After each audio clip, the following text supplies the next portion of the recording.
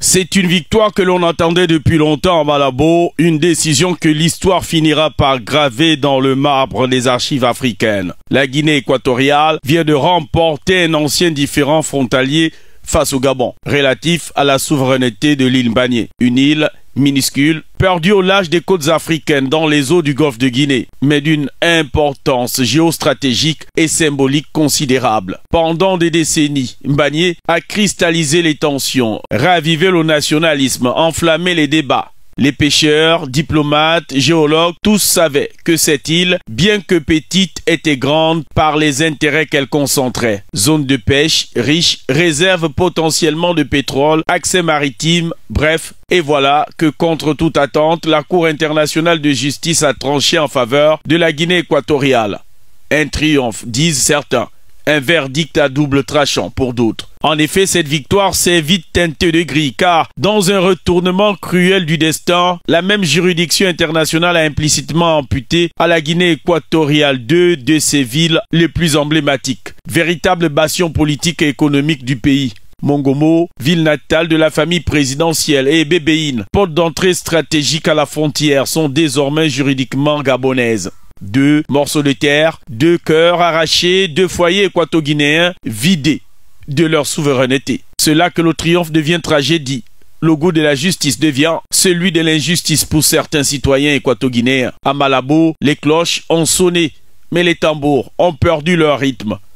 On chante la victoire pour Mbagné, mais on pleure Mongomo et Bébéine. Des familles séparées, des terres aimées désormais étrangères, des cartes à refaire, des identités à redéfinir. Car s'il faut appliquer considérablement ce jugement, la Guinée équatoriale devra faire face à un dilemme humanitaire d'envergure. Reloger, voire déraciner des milliers d'habitants dont beaucoup sont nés dans ces villes, y ont vécu toute leur vie et s'identifient profondément à la nationalité équato-guinéenne. Désormais, ils ont le choix entre changer de nationalité et devenir gabonais ou vider l'élu. C'est la justice internationale qui en a décidé ainsi. Il est rare qu'une décision internationale ne laisse qu'un seul gagnant. Il est encore plus rare qu'une victoire territoriale engendre un tel silence douloureux dans les rues. Car ici, c'est le peuple qui paie le prix de la diplomatie. Ceux qui devront changer de nationalité, ceux qui prendront leur village, leur repère et leur drapeau. Libreville, qui a réagi à la suite du rendu de justice, a dit clairement vouloir éviter cette situation, en appelant le voisin à trouver une autre issue que celle de la Cour internationale de justice qui pourrait être lourde de conséquences. Le gouvernement prend acte de la décision rendue ce jour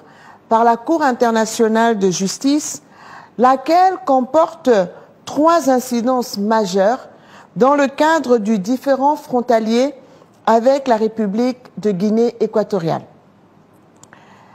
La Cour internationale de justice retient dans sa décision que seuls les titres juridiques détenus par la France en 1960 et par l'Espagne en 1968 transmis par voie de succession au moment des indépendances, font foi en matière de souveraineté territoriale. Sur cette base, la Cour internationale de justice reconnaît clairement la souveraineté territoriale du Gabon sur les zones des Bibiyines et de Mongomo, tout comme celle de la Guinée équatoriale sur les îles Mbagné, Konga et Cocotier, tout en reconnaissant également que l'île Mbagné se situe dans les eaux territoriales gabonaises. Le gouvernement relève donc que, loin de clore définitivement le différend entre les deux pays, cette décision introduit une complexité supplémentaire et appelle les deux parties à renouer avec le dialogue.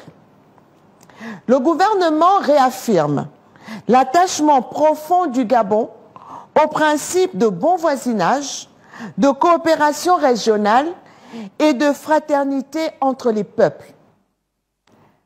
Le gouvernement exprime également sa gratitude envers les équipes techniques et diplomatiques gabonaises pour leur professionnalisme tout au long de cette procédure et appelle les parties engagées à rester mobilisés pour écrire avec nos voisins équato-guinéens un nouveau chapitre de coopération renforcée au service du développement et de la stabilité sous-régionale. Aujourd'hui, la Guinée équatoriale a gagné une île, mais elle a peur du Devil. Et quelque part dans cette étrange équation du droit et de l'honneur, elle a aussi gagné une responsabilité nouvelle. Transformer cette amertume en sagesse et faire de cette douleur partagée le socle d'un avenir plus apaisé. Une décision de justice qui visiblement ouvre la voie à une nouvelle saga judiciaire.